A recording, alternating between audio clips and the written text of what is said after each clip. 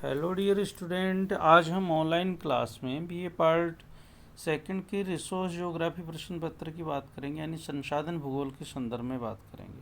पिछले वीडियो में हमने डियर स्टूडेंट संसाधन भूगोल के अर्थ के बारे में बताया, और इस वीडियो में हम संसाधन भूगोल की जो प्रकृति है, नेचर है, उसके संदर्भ में डियर स्टूडेंट विस्तृत चर्चा करेंगे। मैं doctor Rajendra Prasad, associate professor, department of geography, BSR government arts college Alwar. संसाधन भूगोल की जो प्रकृति का अर्थ यानी उसकी नेचर कैसी है, उसके संदर्भ में हम जो हमारा पाठ्यक्रम निर्धारित किया गया है उसमें ए यूनिट के अंतर्गत ये पहला जो सिलेबस के जो स्टार्टिंग के जो पॉइंट्स हैं उनमें से है, और महत्वपूर्ण एक क्वेश्चन के रूप में भी एग्ज़ाम की दृष्टि से भी इम्पोर्टेंट है डियर स्टूडेंट। तो देखिए, संसाधन भूगोल मानव के लिए उपयोगी प्राकृतिक एवं मानवीय तत्वों यानी संसाधनों के स्थानिक अध्ययन से संबंधित है, और इसकी प्रकृति संबंधित जो प्रमुख तथ्य हैं जो उभर के आए हैं वो जिन पे हम चर्चा करेंगे, उसमें से जो पहला ही जो इसकी नेचर से संबंधित जो बिंदु है उसमें संसाधन भूगोल संसाधनों की स्थानिक विभिन्नताओं का अध्ययन है। यानी जो संसाधन भूगोल है, जो स्थानिक जो विभिन्नताएं पाई जाती हैं संसाधनों में, उनका अध्ययन करता है।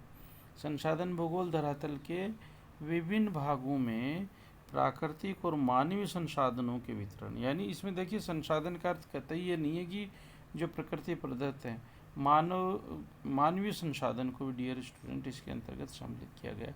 उसका वितरण, धरातल के ऊपर कहाँ कहाँ पाए जाते हैं, कितनी मात्रा में उनका भंडार है, कितना उनका उत्पादन हो चुका है, कैसे उनका उपयोग हो रहा है, अब उनमें क्या क्या समस्याएं आ रही हैं, उनका समस्याएं आ रही तो डियर स्टूडेंट उनका संरक्षण कैसे किया जाए, आने वाली पीढ़ी के लिए उसको कैसे बचा के रखा जाए, उनका प्रबंधन कैसे किया जाए आदि में पाई जाने वाली विभिन्न क्षेत्रीय विभिन्नताओं का वैज्ञानिक अध्ययन तथा विश्लेषण संसाधन भूगोल में किया जाता है, और ये इसकी प्रकृति के अंतर्गत सम्मिलित किया जाता है। दूसरी जो इसकी प्रकृति है कि संसाधन भूगोल एक डियर स्टूडेंट संश्लेषणात्मक विज्ञान है, यानी भूगोल एक अंतरानुशासनिक यानी इंटरडिसिप्लिनरी तथा संश्लेषणात्मक विज्ञान है। यह किसी प्रदेश में रहने वाले मानव समाज की भौतिक, सामाजिक एवं आर्थिक आवश्यकताओं का आकलन करता है, साथ ही विभिन्न क्षेत्रों में विद्यमान मानव उपयोगी प्राकृतिक तथा मानवकृत संसाधनों की उपलब्धता एवं उनकी भौतिक विशेषताओं का विश्लेषण करता है ना। तो भूगोल की उपशाखा के रूप में संसाधन भूगोल इस विश्लेषणात्मक उपागम का डियर स्टूडेंट अनुसरण करता है। तो दूसरी प्रकृति क्या हुई इसकी, संश्लेषणात्मक विज्ञान के रूप में।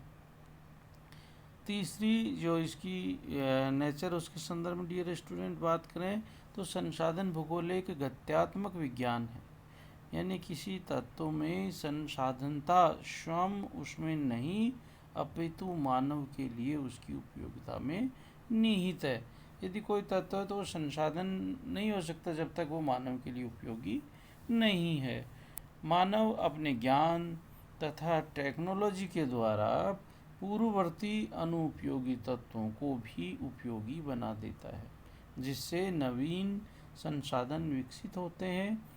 इससे संसाधन भूगोल का विषय क्षेत्र विस्तृत होता जाता है, और द्वितीय विश्व युद्ध के पश्चात प्रौद्योगिकी के तीव्र विकास के कारण संसाधनों की संख्या तथा मात्रा एवं संसाधन भूगोल की परिधि में उल्लेखनीय वृद्धि एवं विस्तार डियर स्टूडेंट हुआ है। तो ये इसकी गत्यात्मक विज्ञान की जो प्रकृति उसके संदर्भ में हमने डियर स्टूडेंट चर्चा। कहने का मतलब ये है कि कोई भी चीज़ संसाधन नहीं होती है जब तक कि वो मानव के उपयोग में नहीं लाई जाए, और वो कैसे आएगी, टेक्नोलॉजी के माध्यम से उस अनुपयोगी तत्व को उपयोगी बनाया जाता है, तब जाकर के कोई नवीन संसाधन का विकास होता है। चौथा है डियर स्टूडेंट संसाधन भूगोल आर्थिक भूगोल की उपशाखा है।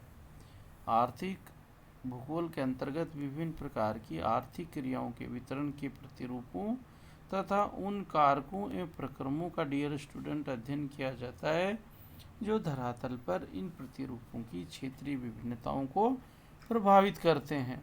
आर्थिक भूगोल में विभिन्न प्रकार के संसाधनों जैसे मृदा है, जल है, जैविक तत्व हैं, खनिज है, ऊर्जा है आदि तथा डियर स्टूडेंट आर्थिक क्रियाओं में क्या क्या सम्मिलित किया जाता है।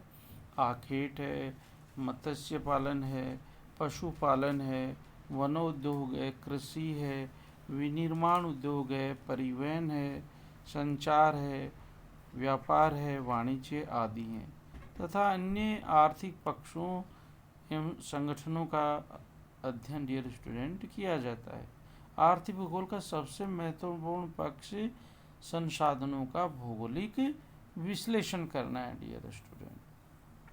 तो इसकी चौथी विशेषता थी यानी आर्थिक भूगोल की एक शाखा के रूप में और आर्थिक क्रियाओं और विभिन्न आर्थिक संसाधनों का इसके अंतर्गत विस्तृत अध्ययन किया जाता है। 5 संसाधन भूगोल एक सामाजिक विज्ञान है डियर स्टूडेंट। संसाधनों का अध्ययन होता है। सभी संसाधनों में मानव का ज्ञान सबसे बड़ा संसाधन है क्योंकि बिगैर ज्ञान के संसाधनों की उपयोगिता नहीं है। प्राकृतिक तत्व, मानवीय गुणों फॉर एग्जाम्पल ज्ञान है, तकनीकी विकास है, सामाजिक संगठन है, सहयोग है, सहकारिता है, राजनीतिक संगठन है, सांस्कृतिक विकास है आदि से ही संसाधन डियर स्टूडेंट बनते हैं। सामाजिक गुणों की प्रधानता के कारण संसाधन भूगोल सामाजिक विज्ञानों की श्रेणी में आता है।